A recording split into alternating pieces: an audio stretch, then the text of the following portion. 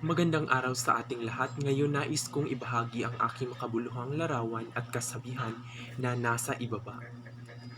Ang pagsasagawa ng mga gawain tulad ng paglilinis ng ilog, pagtatanim ng puno sa tabing ilog, pagpulot ng mga basura at pagwawalis ay mga konkretong hakbang na nagpapakita ng pagmamalasakit sa kalikasan.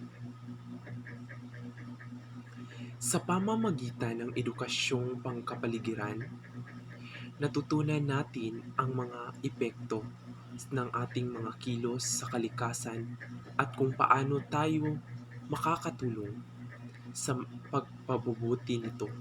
Ito ay nagbibigay daan sa atin na maunawaan ang malalim na ugnayan ng tao sa kalikasan at kung paano natin dapat pangalagaan ang kasabihan. Ang kaalaman sa kalikasan ay yaman ng kinabukasan ay nagpapakita rin ng mga kaalaman tungkol sa kalikasan ay hindi lamang tungkol sa pang-araw-araw na buhay, kundi may malalim na implikasyon para sa hinaharap.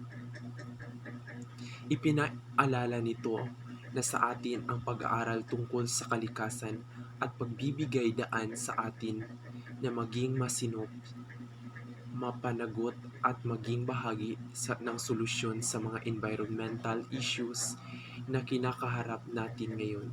Sa huli, ang edukasyong para sa kalikasan ay nagbubukas ng pinto para sa mas mataas na kamalayan at pagkakaisa ng mga tao upang protektahan ang kalikasan para sa mga darating na henerasyon. Ako si Jeffrey Itlab at yun lang po at maraming salamat.